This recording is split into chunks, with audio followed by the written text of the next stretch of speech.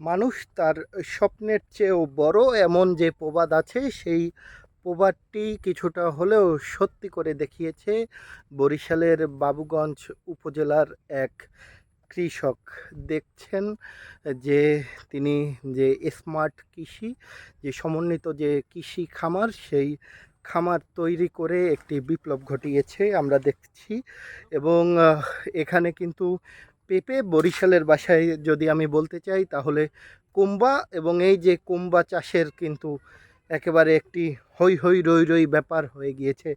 এর পাশাপাশি কিছুদিন আগে তিনি লাউ চাষ করেছিলেন এবং ভালো লাভে কিন্তু তিনি সেই লাউ বিক্রি করেছেন। এর পাশাপাশি যে এই পুকুরটি দেখছেন, এই পুকুরে কিন্তু তিনি বিভিন্ন মাছ চাষ করেছেন, এবং যেহেতু লাউ চাষ শেষ হয়েছে এখন তিনি কিন্তু করল্লা চাষ শুরু করেছেন। এবং আহ, এই মুহূর্তে আছি বরিশালের বাবুগঞ্জ উপজেলার একটি গ্রামে, এবং এই যে এই খামারটি যার, তিনি একজন কলেজের শিক্ষক। এবং এই মুহূর্তে আসলে তার নামটা আমার মনে আসছে না, তবে আহ, তার যে সফলতার গল্প, সেই সফলতার গল্প কিন্তু আমরা শুনেছি। এবং তিনি বলেছে যে তার যে সকল শিক্ষার্থী আছে তার, সেই সকল শিক্ষার্থীর কিন্তু তিনি আসলে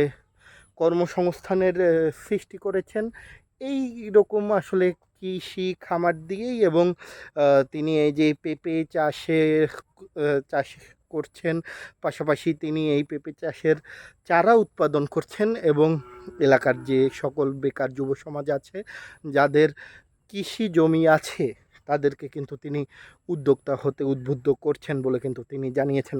আমরা ওনার যে দুইজন যারা ওনার কাছ থেকে কৃষি পরামর্শ নিয়ে আসলে সফল হয়েছেন, তাদের সাথেও কথা বলেছিলাম।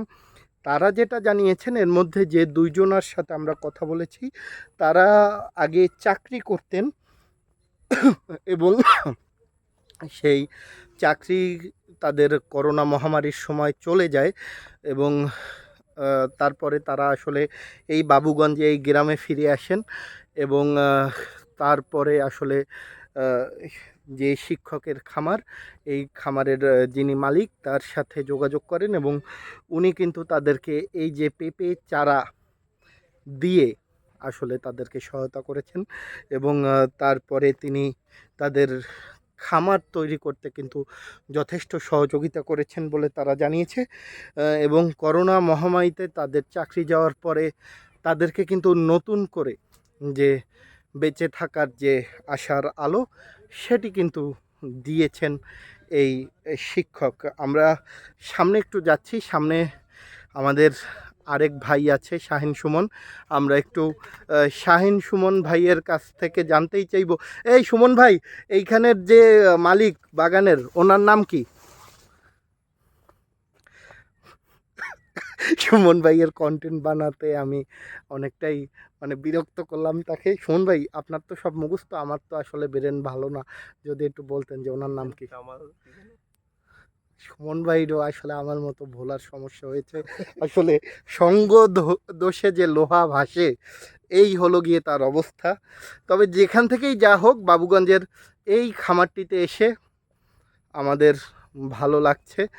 এবং সুমন ভাইয়ের কিছুটা আমি বিরক্ত করলাম সুমন ভাইকে।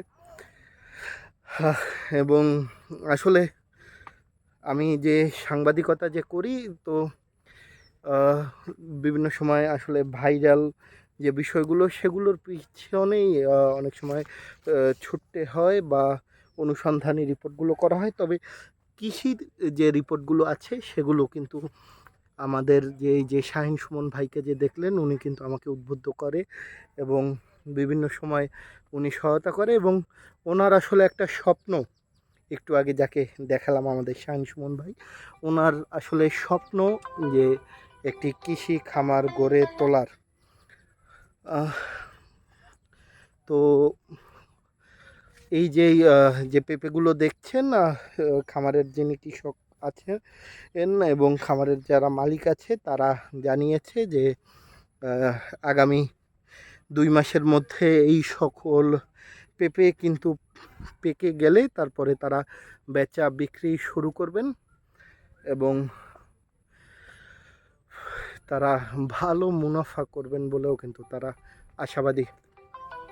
তো সাংবাদিকতা যেহেতু করি, ফোন তো বারবার আসবেই, এটাই স্বাভাবিক।